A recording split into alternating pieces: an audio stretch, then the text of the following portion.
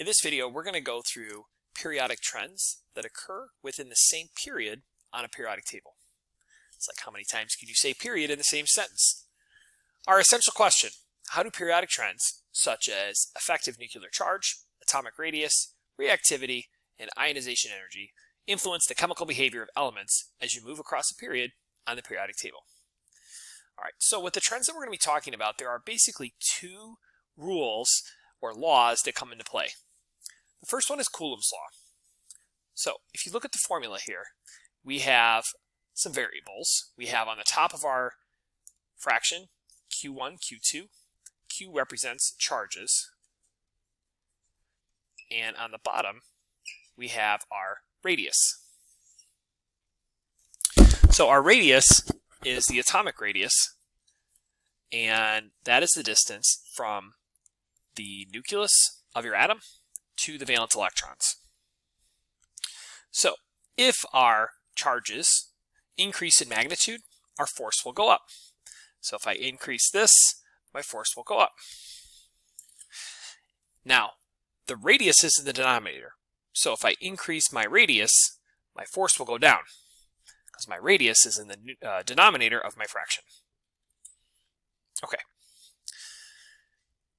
Now, the other reason that you have some of these trends is Zeph, which is our effective nuclear charge. So Zeph increases as you go from left to right on the periodic table. The formula for Zeph is atomic number, or the number of protons, minus the number of inner or core electrons. So let me give you an example. Let's pick an element from the periodic table and let's talk about it. So let me just pick one. Let's do aluminum, for example. Okay, if I were to write out aluminum's electron configuration, it would be 1s2, 2s2, 2p6, 3s2, and then 3p1. Okay, that's where it ends. So 3 is the highest number in our electron configuration. So the S and the P block are where our valence electrons come from. Okay, so we can have a maximum of 8 valence electrons. And on the periodic table, from left to right, if you look, so let's look at the second row. There are 2 elements in the S block. There are 6 elements in the P block for a total of 8. So the S of the P block will always be where your valence electrons come from. Now, going back to our electron configuration, if you notice, on the third energy level, I have 3 electrons. Those are my outer or valence electrons. The other electrons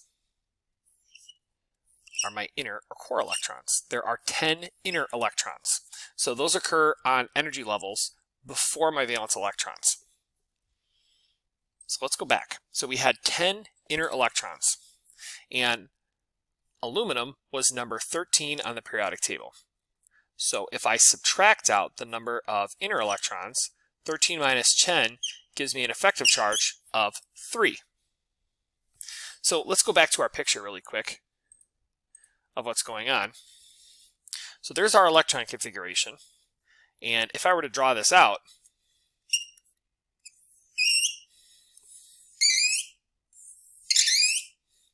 we've got 2 electrons on the inside. We have 8 on the next level.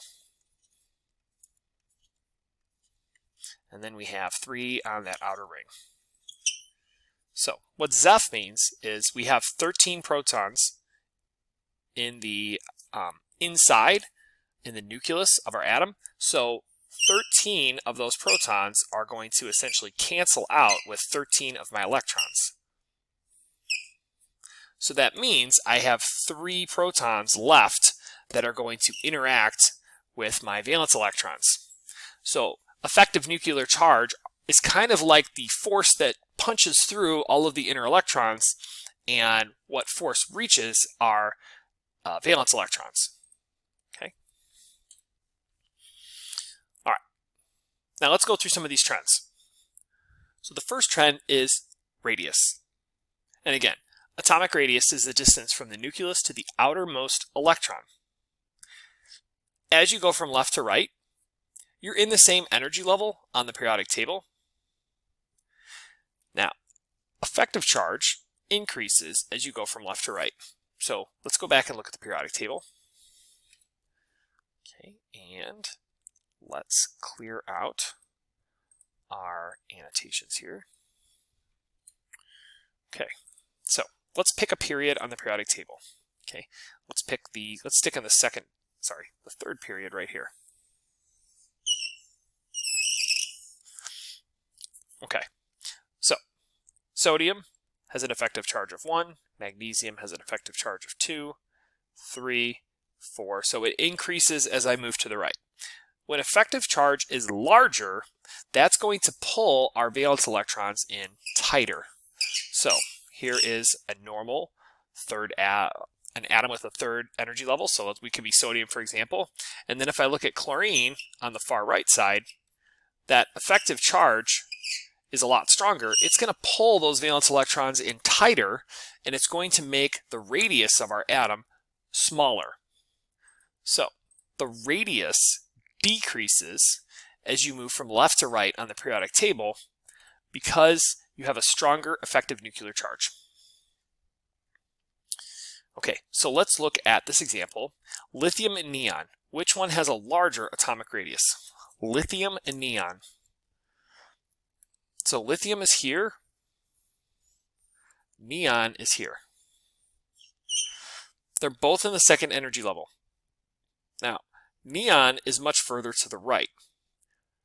Let's calculate effective charge. So for lithium, its atomic number is 3. It has 2 electrons that are in the inner energy level, or inner electrons, so its effective charge is 1. For neon, its atomic number is 10, and there are 2 electrons that are in its core. So 10 minus 2 gives you an effective charge of 8. So it is a very strong effective nuclear charge. It's going to be a much smaller atom because it has a much stronger pull on those valence electrons due to effective nuclear charge. All right, let's keep moving. The next trend that we're going to look at is reactivity. So for metals, reactivity decreases across the period from left to right. Nonmetals, reactivity increases across the period from left to right. So let's go back and let's take a look at our periodic table and let's talk about this. So on our periodic table, the staircase, which is right here, separates our metals from our nonmetals.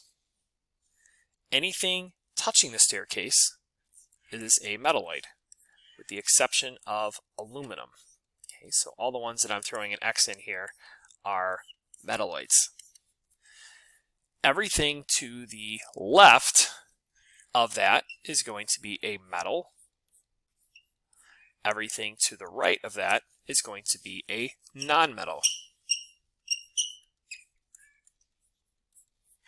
Okay, so let's talk about the trends that exist.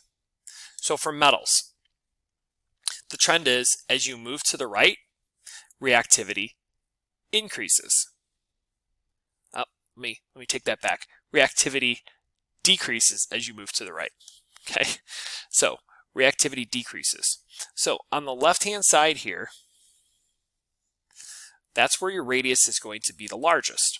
So in group 1A, for example, those are going to be much larger than everything in group 2 and group 3 because they have fewer protons. So for example, if we look at the third energy level, sodium has 11, magnesium has 12, aluminum has 13. Magnesium has the least amount of protons, so it's going to have the least effective charge, and it's going to allow those electrons to float out a lot further. And when those valence electrons get further from the nucleus, they're more likely to react.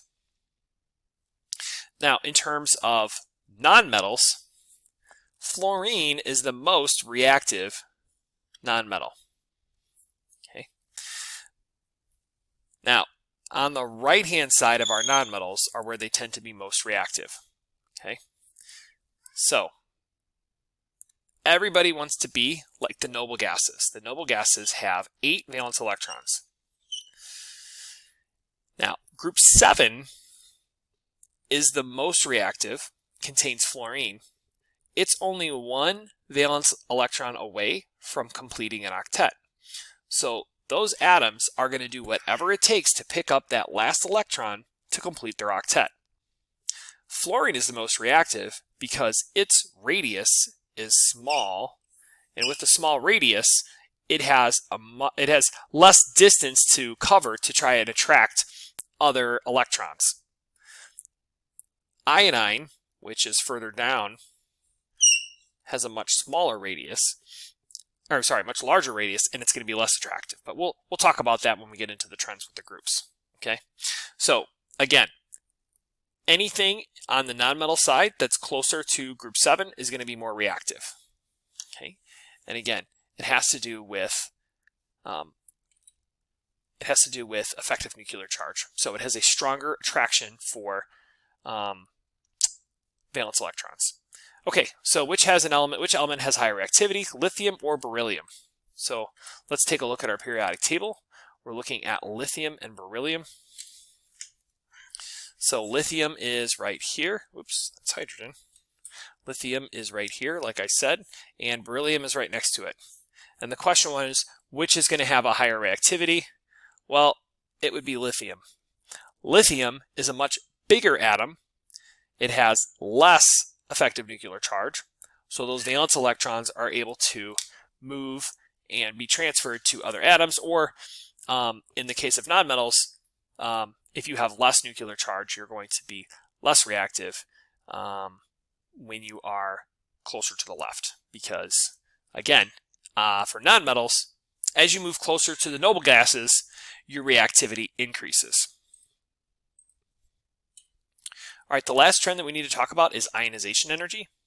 So ionization energy is the energy required to remove an electron from an atom. As you move to the right, we know that there's more protons. There's a higher effective nuclear charge. So because that attraction is stronger, it takes more energy to remove electrons. So let's look at a quick example.